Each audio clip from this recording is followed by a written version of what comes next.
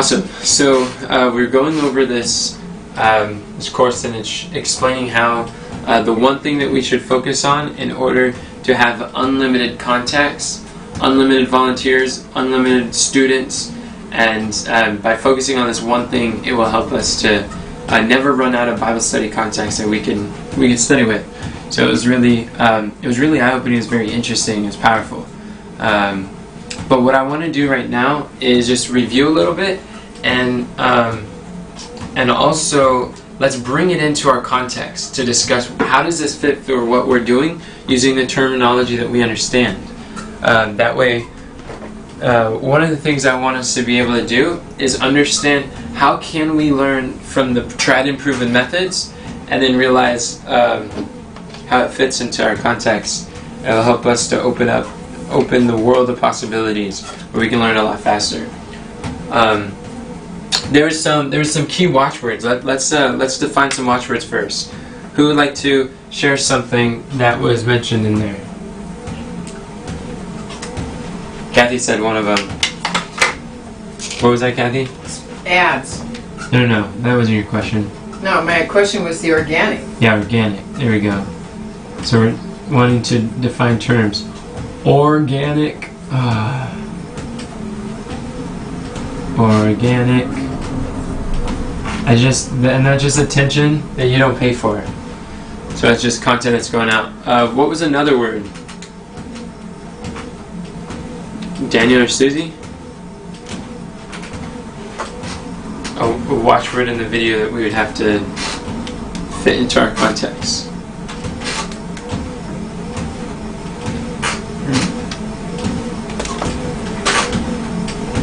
I didn't really pay attention to the watchwords. What does that really mean?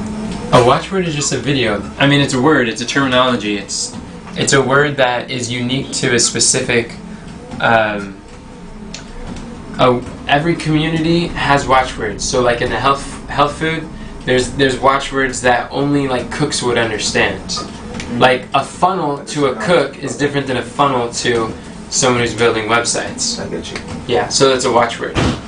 So like in our faith, like state of the dead, that's a watchword. Investigative judgment, that's a watchword. Three angels. Three angels messages, that's a watchword that only people who are initiated or part of the community, they really understand that. Right. A watchword is one of the 7 principles of building community. Every strong community has a language and jargon that only they understand. So in this case, part of the reason why it's hard, like Susie, part of the reason why it's hard to watch the video and realize how does this fit to what we're doing is because you're not used to the watchwords. You haven't learned them yet, and that's totally fine. And I realize that's part of the reason why several ministries don't learn the marketing, because they're using watchwords and terminology that we don't really use in ministry. Like we would never talk about people as customers, because we don't have customers. That's not what we do.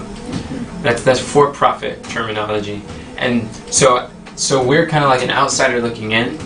But the way that we can actually realize is that once we learn, whenever we're learning something new, the key is to find the watchwords and remix it to fit into what is the watchwords that we would use. Does that make sense? Mm-hmm. So what were some watchwords that were used in this video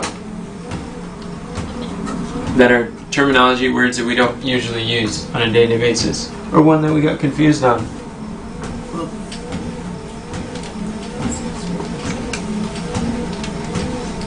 Susie, was there anything that you didn't understand in there? Well, most that I heard was marketing kind of business stuff. So I'm trying to remember, like, what are some things that are like watchwords or something? Okay, well, let's say marketing. Marketing is a watchword. We don't hear marketing very often in ministry.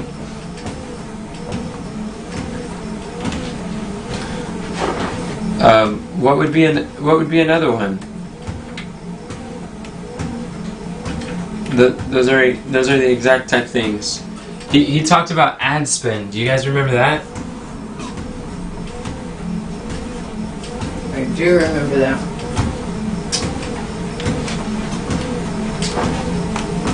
What else? What else did he talk about, or what words did he use that are just unfamiliar to most nonprofit?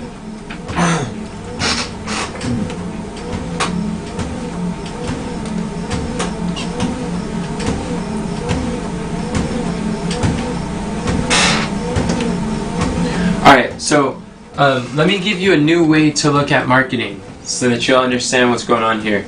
Let's turn in our Bibles to Acts chapter 17 and verse 6. 16. 17, 16. Let's turn in our Bible. And Susie, I'm gonna have you read this one for us. Acts 17, verse 16 and 17. Let's look at marketing.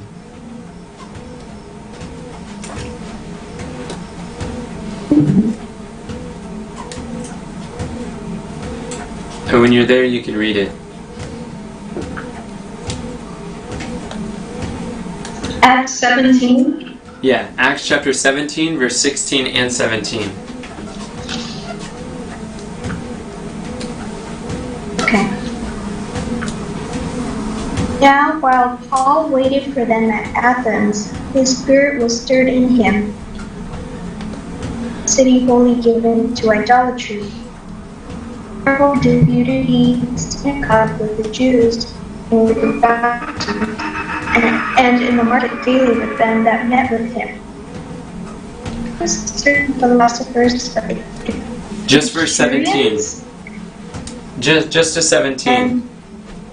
Okay. But thank you. So my question is, where did Paul, he was an evangelist, he was a missionary, he had a message to give to the world. Where did he go every day to proclaim that message? No. At the market. At the market. So that is marketing. Paul was at the marketplace marketing the gospel. That's what the market is. It's just where the commerce and attention is. They would go to the marketplace because that's where all the attention of the people were gathered. Yeah, the traffic. Traffic. Yes, that's where all the traffic was. And so now the traffic and attention of people are in slightly different ways. Our communication methods have shifted. So marketing at its core, if you listen to marketing videos, they will all tell you marketing is messaging. It is sharing a message in an intentional way to lead to a certain decision. When you look at all evangelism and gospel work, it is sharing a message to lead an intentional decision, giving people's heart to Christ, donating their time to the Lord's service, to dedicate their talents, to dedicate their heart, to accept whatever, like at the end of every message we have an appeal. Never should we give a Bible study presentation without giving an appeal or calling for a decision. So that's all marketing. Every Bible study, every sermon, every message that we give to the world is marketing. And there's same terminologies. We just don't call it marketing because that's usually a for-profit principle. But it's the exact same thing. So that's why some of you, I know Kathy, and I don't know, Susie, if you've seen the video on YouTube that's called Why the Bible is the Most Relevant Book We Can Study. In that video, and I would encourage you to watch it if not, it has some slides so it's easier to visually see things. But when we're studying the Bible, what we want to do is we want to identify the principles that are found in the Bible and see how they apply to our context in the year 2020, in the centuries that we're in. Because we'll find that the techniques are temporary, but the principles are permanent. So once we identify the principles in God's Word, then it becomes like we see it in every area of our life, and it's so drastically life-changing. So that works with the Bible study, but it works with everything else too. We're looking for principles. What are the principles we can apply? So, marketing is messaging. That's what that is. And what we talk about the three angels' messages. What does the word angel mean? Messenger. Messenger. So an angel is really just a marketer. Someone who is declaring a message. That's all that marketing is. It's giving a message. So another thing, they talked about ad spend. Now, is ad spend a common thing in church ministry or in evangelism? Why are you smiling, Gabby? I never heard it before. Yeah, I heard it. Because we're looking at principles. Yes. What's the principle behind ad spend? Investment. It's investment. You're investing resources. You're spending, so you're investing resources to get your message to the masses. I'm sorry. Ad spend equals Well, spending is, another word for spending is invest. invest. Thank you, invest. Yeah, investing resources. Now, what are some examples of our resources? What's a resource?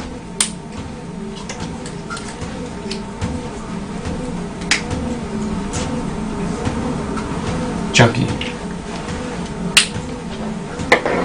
Come on, guys, I need your help. Susie, what is an example of a resource? What are the different resources God has given us that we are stewards of? The Bible, counsel. Okay, so information, yeah, definitely. Yes. So, I need a different marker. Yes, absolutely. So, information is a resource. What else is a resource? Time. Yes, time is a resource. I need this pen. I need a There's pen that one on the works. back. Right here. Yeah, can I use that? It's probably, I don't know. Yeah, this is good. This is dripping. So, time is absolutely, it's one of those valuable resources we can have. What else is a resource? What is something we invest or spend? You spend money. We spend money. Money is a resource. Definitely. Money. We can say relationships. That is a resource. It's who we know. Alright, just with this alone, like we can go time and money.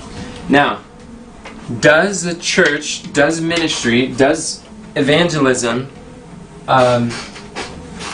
spend or use information, time, money, or relationships? All the time. All the time. So when you look at what are some of the most popular ways to evangelize that we hear the most of?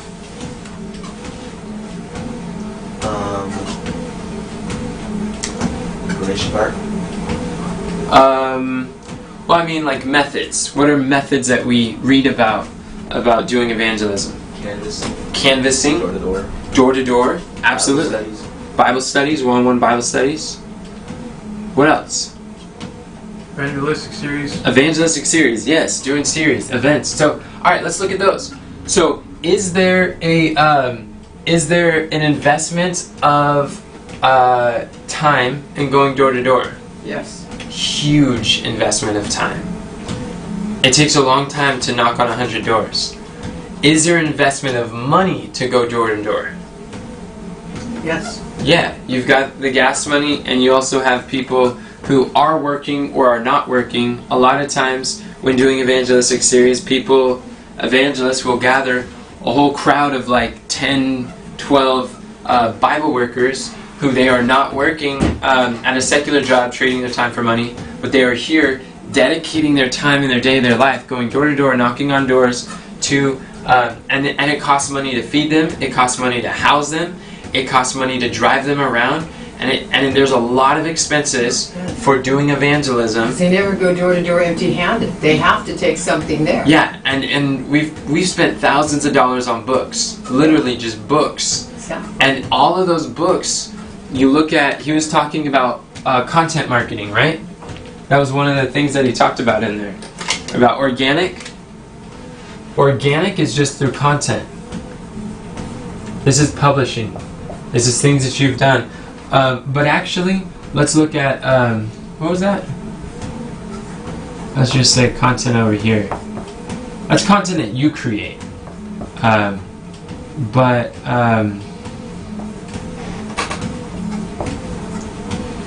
so we've spent $1,000 just in one sitting buying books to go door to door with.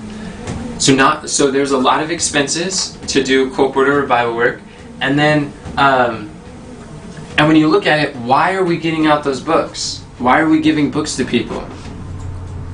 Because they have content in it.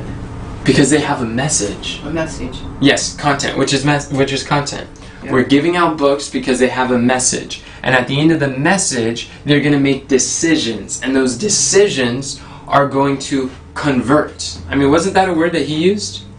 He talked about whether or not your ad spend is converting. What does convert mean?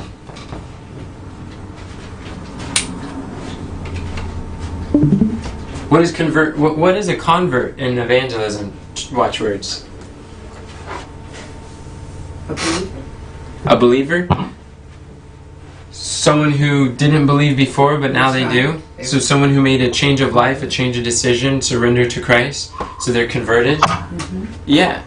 So they're making that shift. Now we're giving out books so that people can get the message that changes their belief patterns, and their beliefs change their decisions. So now they're making decisions and taking action from the books that we're giving them. All publishing, all corporate work is a form of marketing, and it costs time and money. So what the video was talking about is we need to understand what is the cost to acquire a cost to acquire. I think it is C. But what I'm going to do is it's a cost to acquire a contact. I think that was another thing that he used. He used the word customer. But in nonprofit, in ministry, we don't have customers. So what are other words that we can use instead of customer?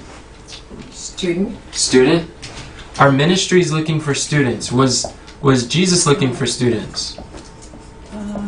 Disciples. Yeah, a student is a disciple. Yes. So is the purpose of the Great Commission to go ye therefore and teach all nations and to make disciples? Yeah. Yes. How much of the world is Christ looking to have as a student? The whole world. The whole world. So it's going to take some resources, right? Yes. And we got to be good stewards over the resources God has given us. What is another word that we would use instead of the word customer? Affiliate. Affiliate? Okay, what's affiliate? That's the word I want to learn. I know what the rest of them are, but that's why I said that word, because I want to learn what it is. Daniel, what's an affiliate? Like in our terminology, let's do the remixing. It's like someone that sells the thing, right? Did the affiliate create the product? No, he's a representative. Yeah, so it's someone. The employee. So it's someone who's like giving a referral or something. Yeah. So in ministry, like, do we have any books that are written to affiliates? Back in the 1800s, what did they call affiliate marketing? I don't know. Someone who did not author a book, someone who did not publish it or write it, but they take the book and they sell the book door to door, and then they get a commissions based on the sales that they bring. A colporteur A colporteur. is an affiliate. An affiliate, the same word. Colporteur is a French word, it's not English, and it doesn't really have to do with books. Colporteur is French, and all it means is peddler. It's a merchant or a peddler. And when you go to Great Controversy, page 70, it talks about how the Waldenses, they were merchants or peddlers, where they would be rejected as missionaries, they were accepted as merchants. Right. And they sold clothing, they sold jewelry, they sold food, or they were musicians. And so they come in under this guise as a merchant or a marketer or a colporteur, a businessman or a salesperson, And as they were selling goods of like jewelry, they'd be like, hey, do you want to know the pearl of great price? It's like, I have something more valuable than diamonds. I'm like, what is that? And they'd open to them the words of God. So that's what a colporteur. Colporteur is an affiliate, is someone who doesn't own a product, but all they do is they take a product that exists and they put it in front of an audience of other people so that they can learn. And we have books called Colporteur Ministry, Colporteur Evangelist, entire books just dedicated to affiliate marketing. That's it. But in ministry, this isn't like the for-profit, this is in the non-profit sector. We're not doing that to make money, we're doing that to win souls for Christ. But to win souls for Christ takes resources. And I would tell you one of the biggest objections to people not using their talents for Christ's service, what is competing with their talents? What are they using their talents on instead? What do people spend at least 8 hours a day doing every day? Working. For the world. They are dedicating their time and talents, resources to their job. Why? Because it pays them. I believe if people can be financially supported through their labor in ministry, there would be more people who would labor for the Lord in ministry. Yeah. Yeah. So that's why we talk about the finances. We're not afraid to do that because that's one of the resources that God has given to us, and we're stewards. I really believe that God owns a cattle on 1,000 hills. All the gold and silver is mine, saith the Lord. Mm-hmm. God created the diamonds for His people, not Satan's group. And the Lord desires for a lot of the wealth of the world to be used for God's people, to give clothing to the naked and food for the hungry and water to the thirsty. Go ahead. Did you have a question? No. Oh, what's another word for a customer that we don't usually use? Let's just think. We're thinking of remixing principles that will help us as we're learning, watching YouTube videos or something. What did you say? I'm trying to think. Okay. Think about in ministry, though. In ministry and evangelism, what are we trying to acquire? What kind of people are we looking for? You know what most ministers are like saying we need? It's like the thing that I hear over and over and over. Workers. We need workers. That's right. Workers. That's what a lot of ministries lack. It's willing hands, workers or volunteers. Mm-hmm. That's what so many ministries are looking for. We need workers, but they don't know how to get the workers because they don't understand marketing. Marketing is essential for every nonprofit, no matter what. If you have a message, you need to understand marketing because marketing is getting your message to the masses. And workers, yep, we need workers. What else do we need? Donors. Donors, yes. Every nonprofit needs donors. We're not trying to acquire customers, but we need financial supporters to make this mission come to reality. And God is looking for donors who He has entrusted the resource of finances to help fund His work. That was part of the plan of redemption, involved people to unselfishly give to the service of Christ. What else is something that in ministry we look for? Leaders? Yeah. Absolutely. We don't just want workers, we want leaders. What about when you're going door to door? When you're going door to door, what are you trying to do? What are you looking for? Souls that are open to hearing the gospel. Definitely. What's the word you're looking for, though? We can put souls. The word I was looking for was contacts. Oh.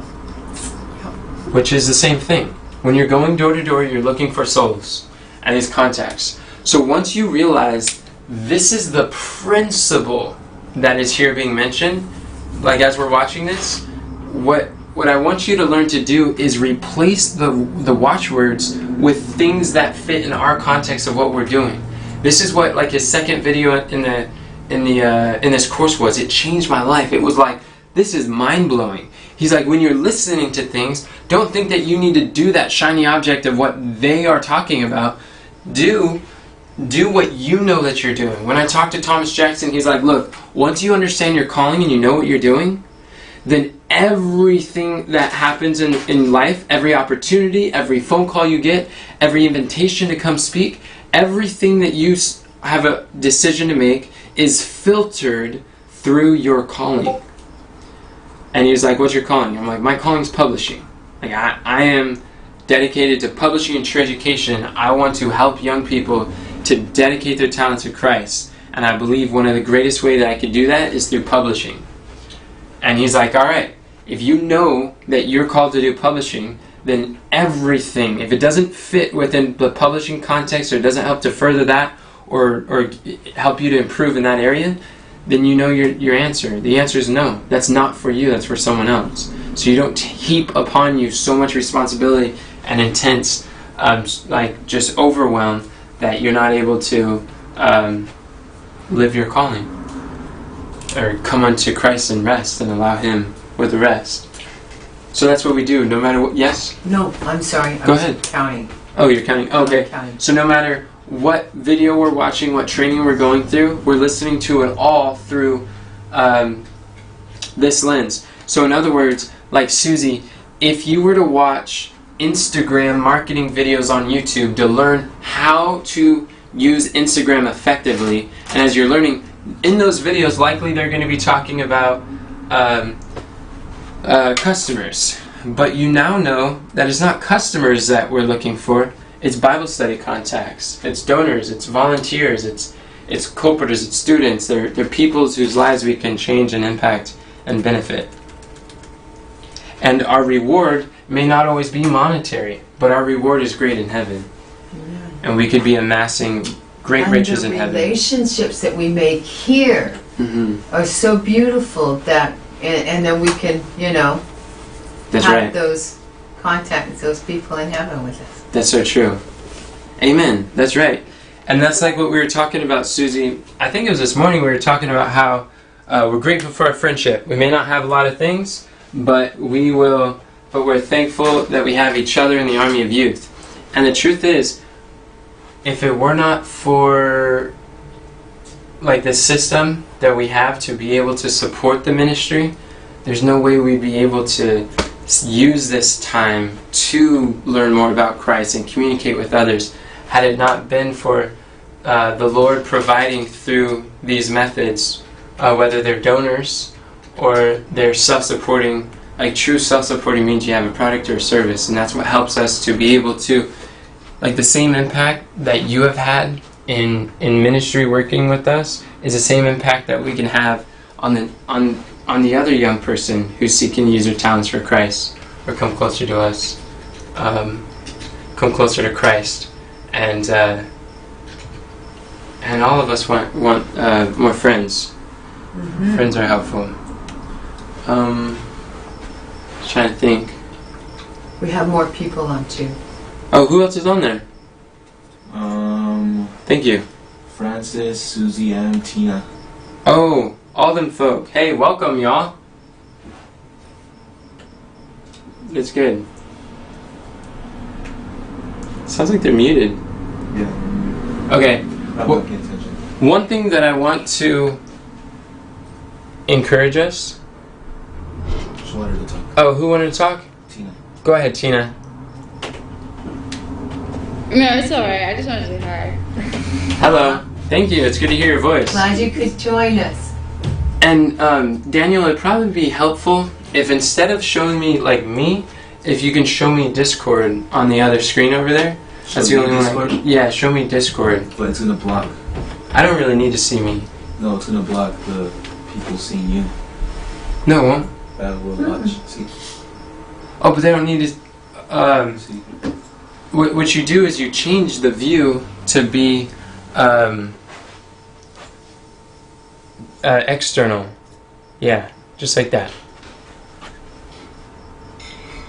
Perfect. Sharon's running. Okay.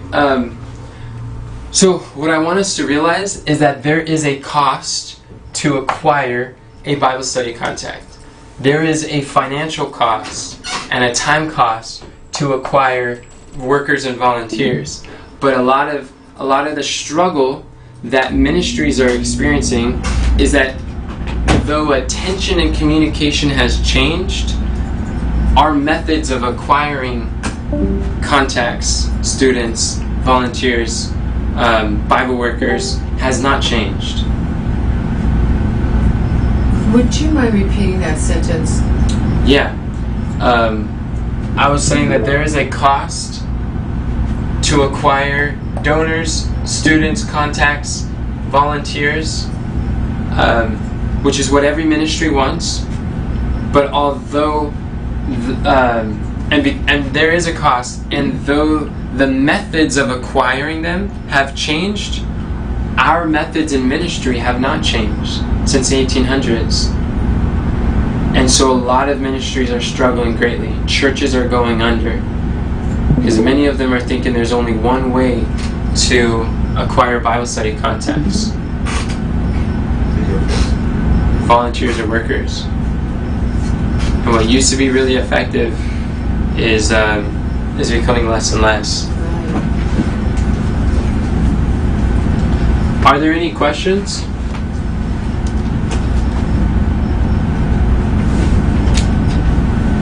Especially from folks on Zoom? On Discord?